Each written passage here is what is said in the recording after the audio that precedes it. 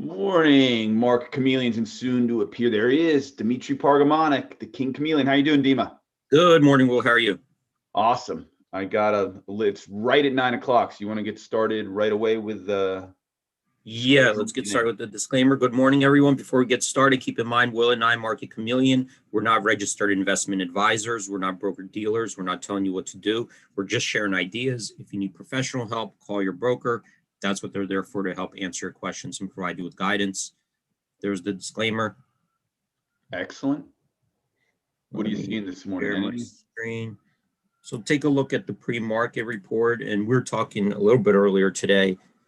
Janet Yellen, Will, and what was she saying? Something about inflation. She made an off-the-cuff comment earlier in the day, which I guess led to the market sell-off. That the inflationary pressures she's seeing, the Fed's at some point going to have to take some action, and she backed off those statements later in the day. So, right.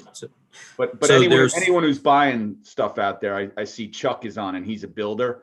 The costs of everything are going up. I mean, lumber, steel, everything, all the commodities. And you're listening to some of these companies reporting right now, big companies, Procter & Gamble, Kimberly-Clark. I think even Warren Buffett, they had a meeting this weekend, and what are they saying? That the inflation pressure right now is substantial that they're seeing. And we are getting warning signs directly from large companies who have really in-depth insight into prices, right? So besides, I think we're just seeing it. Everybody, any consumer could probably see it as well, just if you're going out there and shopping, for food or housing products, but they are sounding the alarms. And it seems like they have a pretty high tolerance to continue on this path. So we'll see, but I did hear someone on CNBC, and I can't confirm it, but I guess they're companies that basically go through all. Well, I was saying they're companies that go through all the earnings reports and grab keywords, and the amount of times inflationary pressure was mentioned in these reports is at like an all-time high. So we are like in an inflation-driven economy. I was talking to, before we get started, and I might have, John, who we worked for when we started out, got kind of our training on the floor of the exchange. I was just recently talking to him about, how we're printing money, and the impact of it is we have a high tolerance because in America, we kind of are a bigger benefactor because it's a higher tax on foreign holdings, right? Because foreigners don't get our stimulus checks. When they issue stimulus checks, we kind of are the first ones to spend it. So it feels better for us, even though it's a tax on everybody because it just devalues the dollar. And we'll see if that continues. This is, I think, something new where they just issue, how many rounds did we have? Like 2 times. They just issued checks directly to people here. Yeah. But let's get started on the pre-market report, but we'll keep an eye on inflation, what they say. I think that's going to be a hot topic going forward, because you're hearing more and more about it every day. Pre-market report, these are stocks trading in the pre-market hours. Got the most active stocks, biggest percentage gainers, biggest percentage decliners. I'm going to filter out stocks with the higher market cap first to see what's going on there. So I'm using this filter, market cap, 20 billion market cap or higher. And I see a couple of them making the list. I'm just going to kind of scroll down to some that are the volume's a little bit heavier. So we see here General Motors. They reported earnings, trading almost 1 million shares in the pre-market hours. They're up 3.7% in the pre-market hours. So I'm going to click on there just to see a little bit more insights into the pre-market activity. So yesterday, General Motors closed $55.34, trading $57.35 in the pre-market. That's up 3.6%. We got a range here of 54.70 to 57.64. VWAP price 56.83. So we are above the pre-market VWAP. You could come down here read more about their earnings. But what I'm going to do first is just go take a look at historically how General Motors performed after reporting earnings. So you have these different tabs here to do analytics on pre-market moves, but I'm going to go to earnings here because they just reported earnings. And let's take a look at General Motors price performance after reporting earnings from a historical perspective. So we have here are the historical dates of the earnings. Then we have how it performed before the earnings announcements, day of the earnings, leading out after the earnings. So we could see here that heading into earnings, historically it had a pretty nice run up, gained almost like 1 to 1.8% heading into earnings. After reporting earnings, we're going to take a look at the opening gap first. So that's where we are now in a pre-market. If it opens here, that's a 3.6% gap to the upside. So how does that compare to historical moves? We see here that these are the individual moves. So summed up, 73% of the time, the General Motors gapped up after reporting earnings, 27% was lower, on average gained 2%. The average move, so if we take these, convert them to positive, all of these to positive moves and take an average to see what the magnitude of the move is, the average up or down 3.6%, which is right there right now. So we're right at the historical average. How did it do after the open? So gaps up, if we use the opening price as our new starting point, how did General Motors do from the open to the high of the day, from the open to the low? So from the open to the high, the average move was up 1.6%. From the open to the low, on average, the average move was down 3.2%. So here, that's telling me that from a historical perspective, it was much weaker to the downside than it was strong to the upside, right? So the magnitude to the downside was greater than the magnitude, twice as much as the magnitude to move to the upside. By the end of the day, what happened from the opening to the close? What was the drift? So 55% of the time it was higher, 45% of the time it was lower. On average, lost 0.8%, and that's probably due because those moves to the downside exceeded the moves to the upside. All right, so that's really quickly General Motors historical price return distribution around earnings after the report. Let's come back to the screen up top. We'll do maybe one more. Here's after General Motors. Here's Zillow. So Zillow's kind of interesting. Let's see how Zillow's doing. Like right now, it's up 2.9% in a pre-market. You can imagine they've had a great run, right?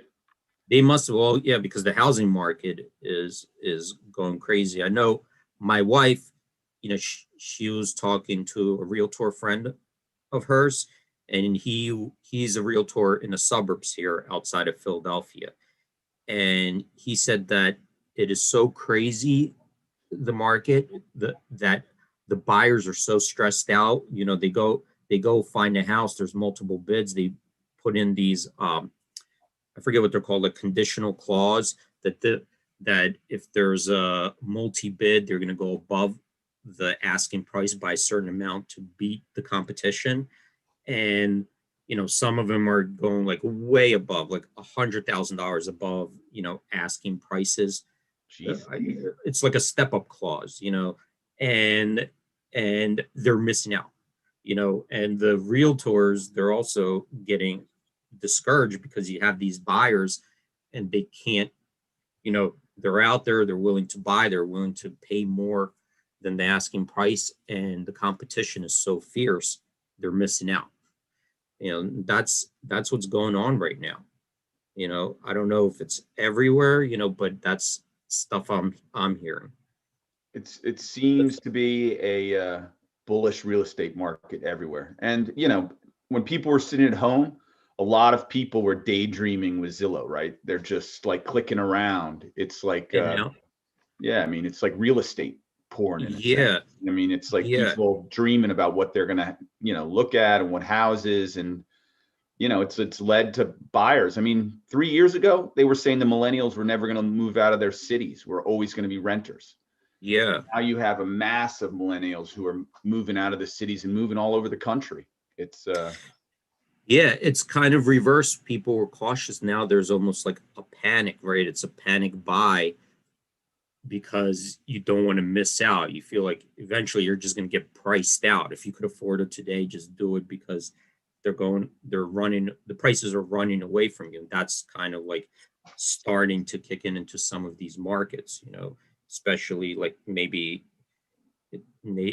smaller neighborhoods that don't have a lot of inventory that you'll see that happening right now. I don't know.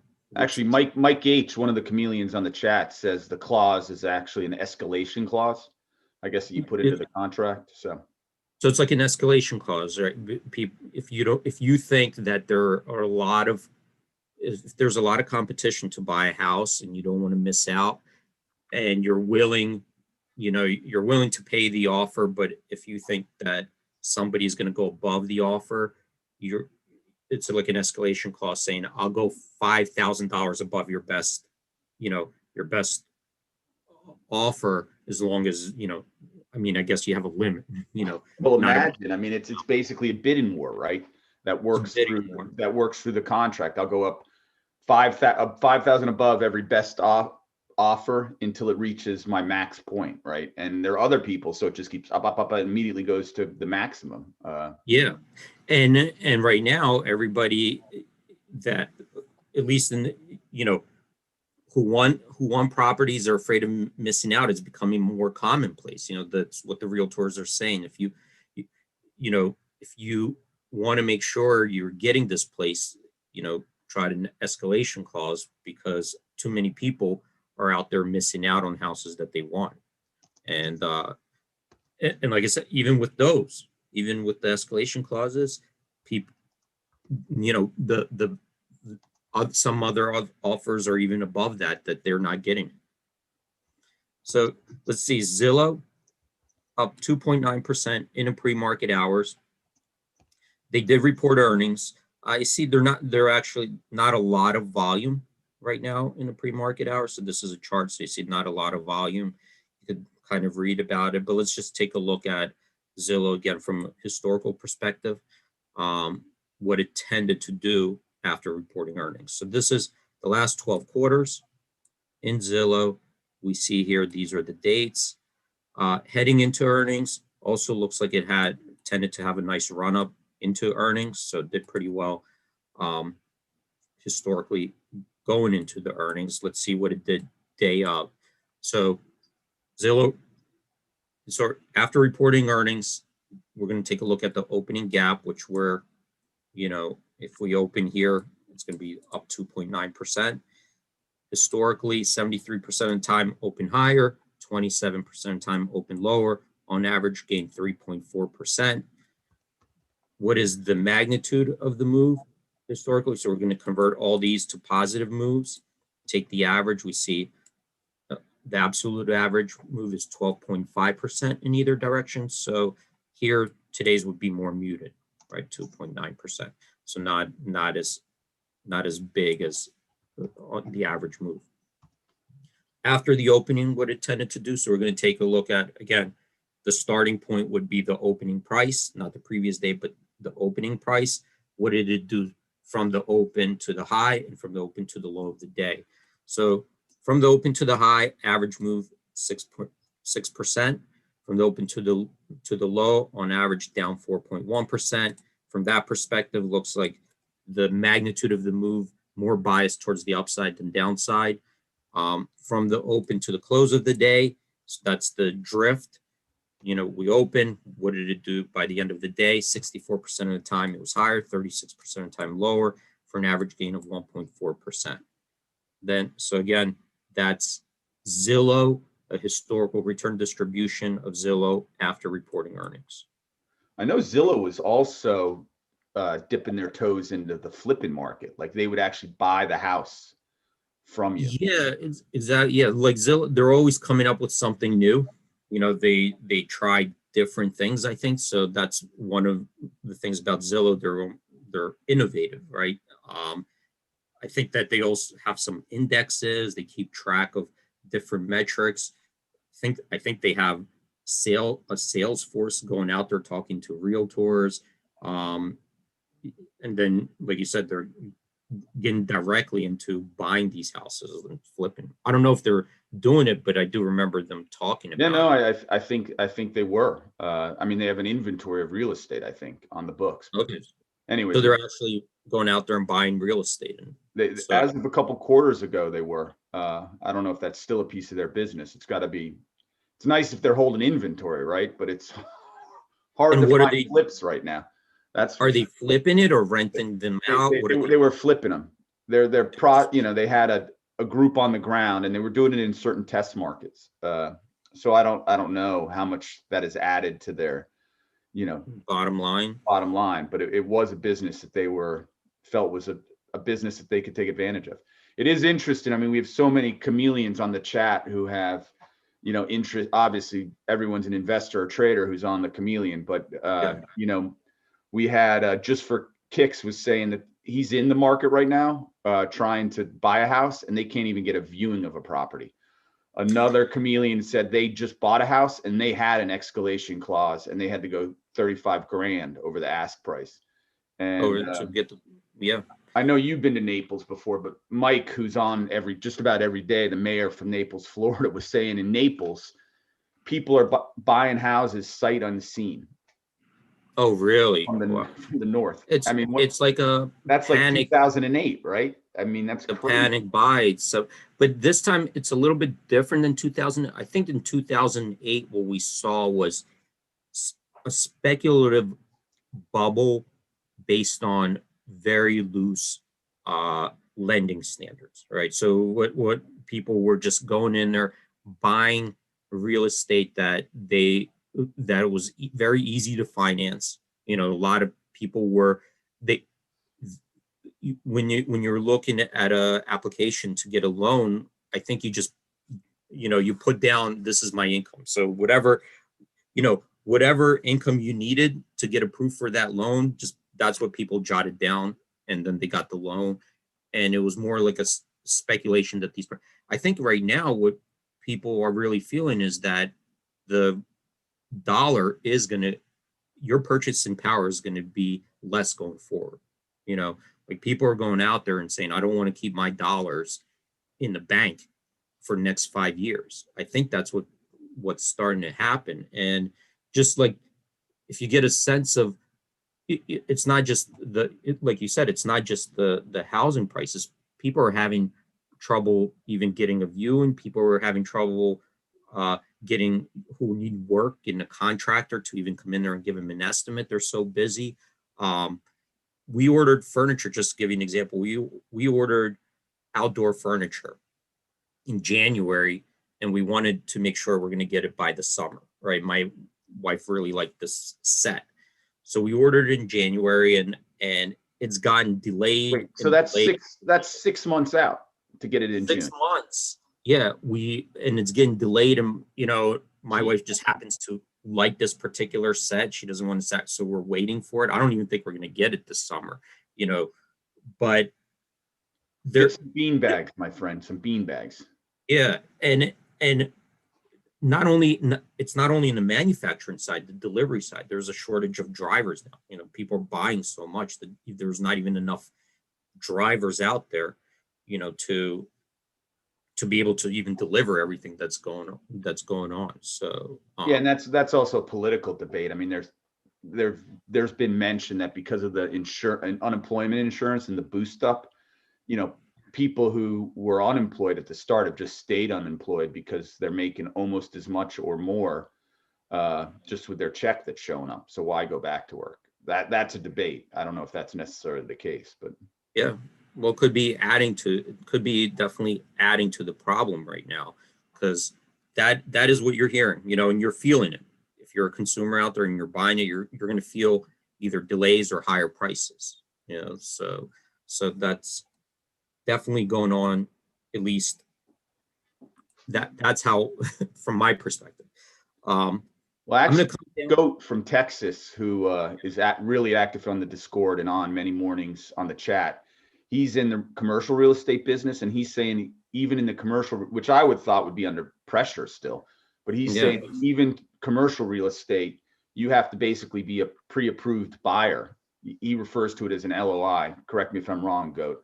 But they have to either show their income or whatever to buy a commercial property. So yeah, it's not happening because of it. There's really, we don't have like loose lending standards right now because it's not easy getting a loan, right?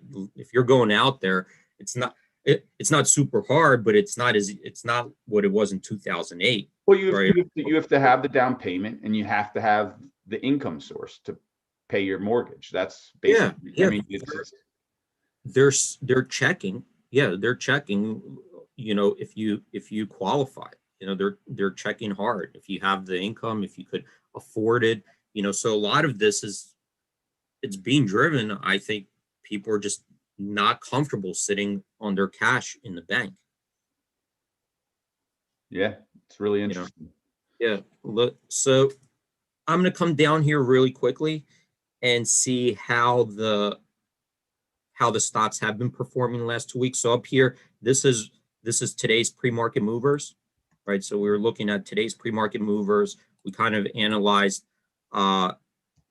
it from different perspectives. How many, we see 153 made the list today, percentage gainers, 48 percentage decliners. From that perspective, looks like more of a bullish open.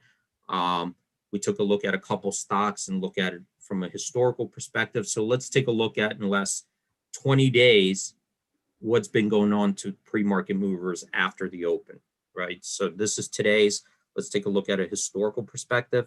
So this is capturing here the last 20 days of gappers opening up or opening down at the opening.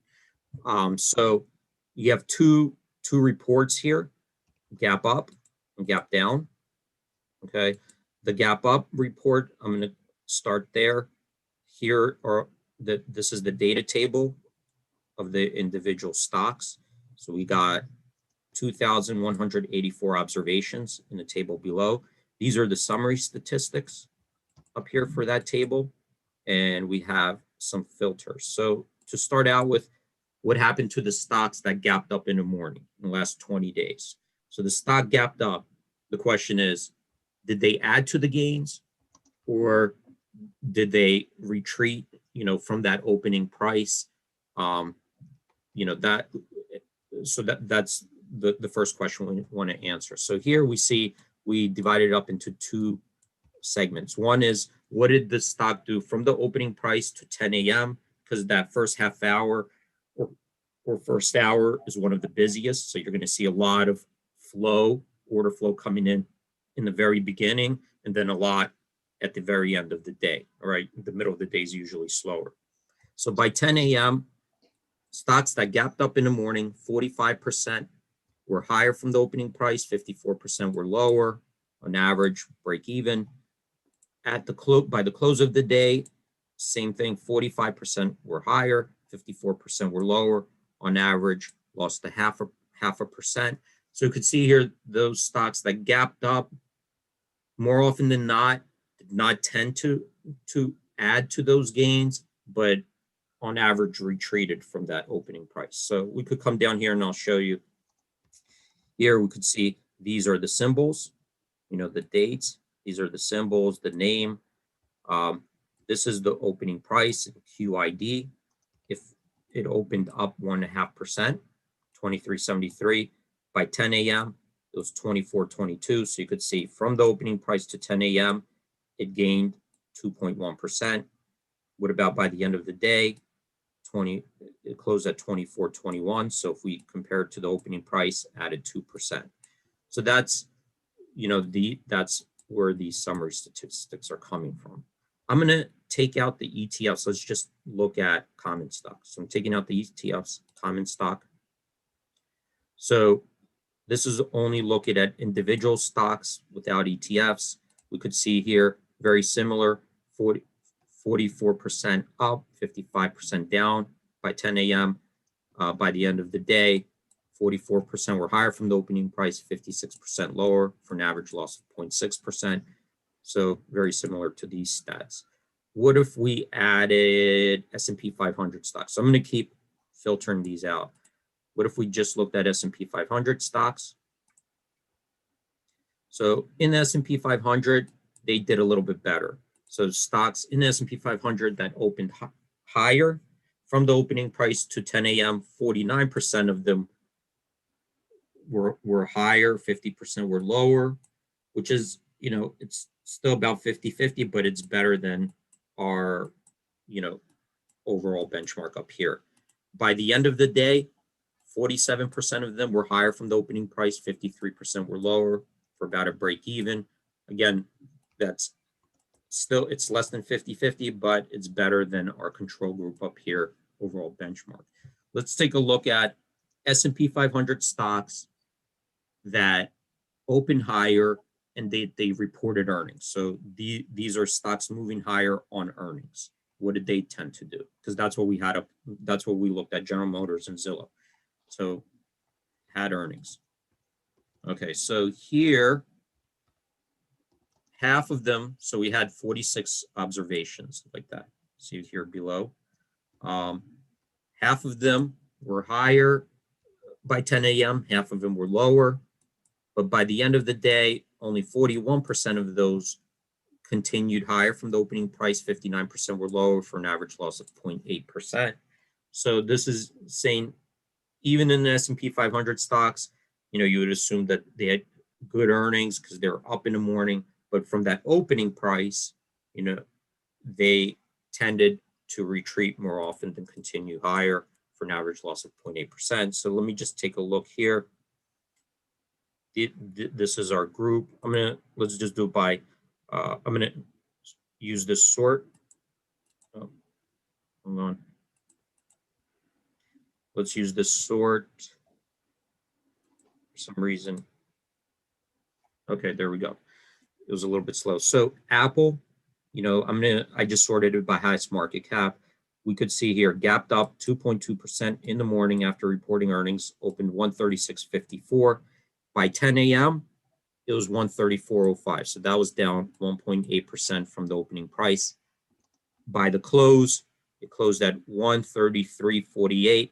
So you could see from that opening price, it was down 2.2%. Okay, so I just wanted to sort it by the highest market cap just to see what, the top 10 or top 5 were doing. Amazon, kind of similar by the end of the day. So we got gapped up. This one added a little bit by 10 a.m., but by the end of the day, it closed lower than the opening price. Google, similar, opened up, down by the end of the day. Facebook opened up 7.5%, 130.10. It was close to there, it closed a little bit lower, but down 0.2%. So you could see here, each individual one, how they perform. Again, I'm just taking a look at, today we didn't actually move off this report, but at least we got to look at it from different perspectives. Hey, D, we had a new chameleon on, Victoria. He was asking about option screeners. Can you just show her where you would go for option screeners? Maybe we can go through it tomorrow. Yeah, so if you go here, the screeners, on the screeners over here, on the right-hand side, you have different ones. You have vertical ones. So these are bull call spreads, bull put spreads, bear call, bear put, cover call, naked put spread screener, long calls, long puts. You could see other strategies like butterflies, condors, straddles, synthetic long. So you could go in here and find them. All right, well, maybe we'll do some screening tomorrow. Dima, great job. We're right at the opening bell. Wow, it is like a webinar every day. And today we dug into real estate, which was interesting. Lots of chat on the real estate market, which is funny.